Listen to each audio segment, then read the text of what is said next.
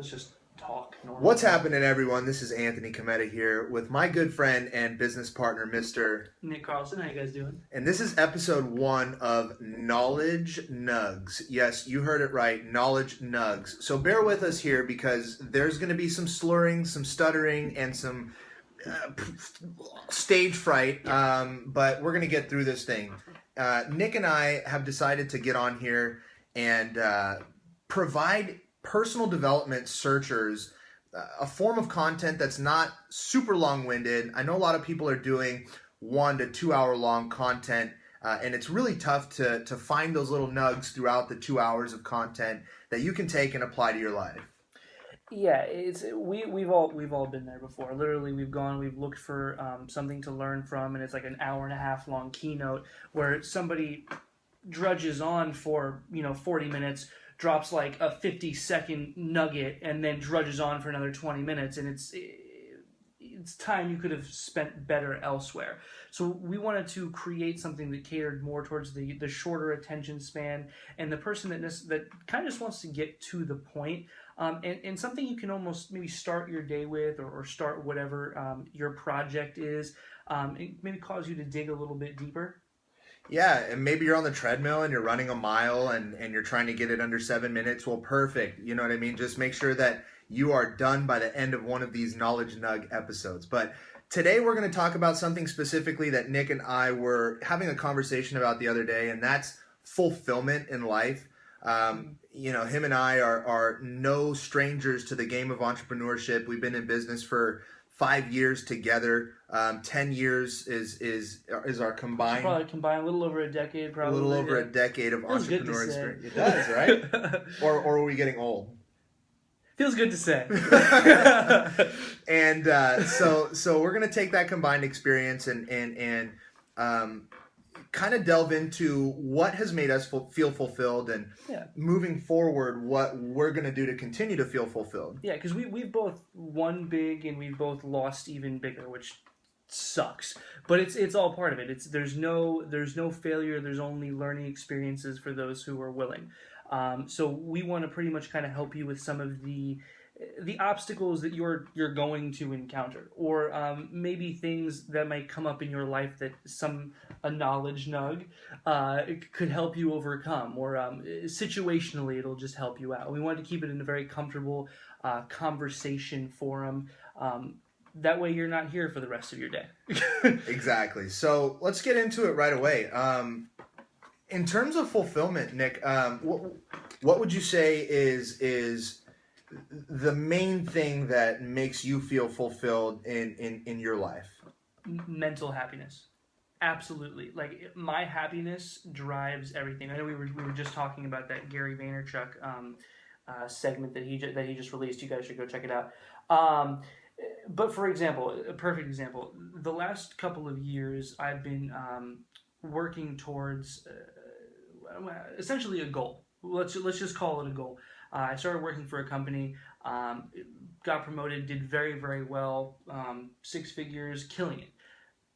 80 hours a week, 6 days a week, dead.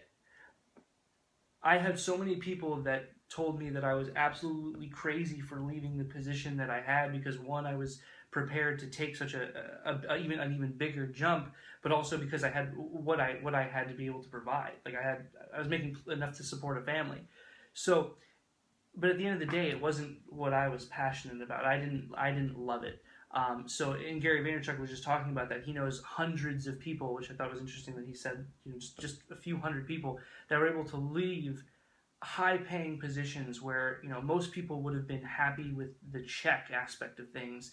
And, in a 7-year period, they won because at the end of the day, their mental happiness was more important to them than anything else could possibly be. Do you think their passion for, maybe that goal or that new venture that they decided to take on, do you think that passion ultimately helped with their overall success and fulfillment? Absolutely. Whatever you do, you have to be 100% in love with it. Like, that's the only reason that you and I got up here, is because this is exactly what we love to do. We love to help people. Well, going off that, it actually makes me excited to put my feet on the ground every morning. And we were talking about how to feel fulfilled for me is feeling excitement. It's feeling that overwhelming, urge to get out of bed, to put my feet on the ground, and I'm thinking about what I want to accomplish that day right away. And when I hit the sack, and I'm ready to go to bed, and I put my head on my pillow, Can't stop thinking I about can't it. stop thinking about it. It's the thing that keeps me up at night, and that's what makes me fulfilled. Working towards something that makes me that excited. And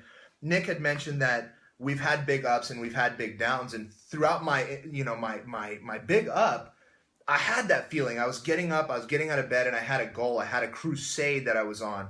And when that whole ride came to an end, it was because I think I wasn't as excited, and it's been months since I had that excitement, and I'm so excited to be doing this with Nick. Oh my God, and just yeah. that excitement is a sense of fulfillment. It's a source of fulfillment.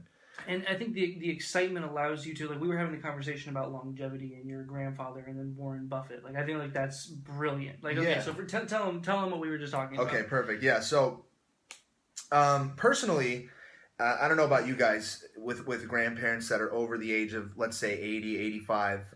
For me, I have two grandparents that are still alive. Thank God. I was completely blessed to be around all four of my grandparents growing up. But one thing I noticed very recently is well, I've noticed it my whole life, but it's become more prominent in my awareness as I speak with my grandpa. And he's 88 years old. He's an amazing man. He lived an amazing life. But I can tell he's getting towards the tail end of his life, because when I ask him how he feels, or when I ask him how he's doing, he'll say, Anthony, it's tough when you get old. Or he'll have this defeatist mentality where he's kind of on the way out. He doesn't have any goals or aspirations at this point in his life, which is totally fine. He's worked so hard up until this point. Yeah. He deserves that break. But there's probably a story a lot of you are familiar with as well. I mean, my grandparents say the exact same thing every time I see them. Yeah, like, we're doing it, we're moving along. Yeah.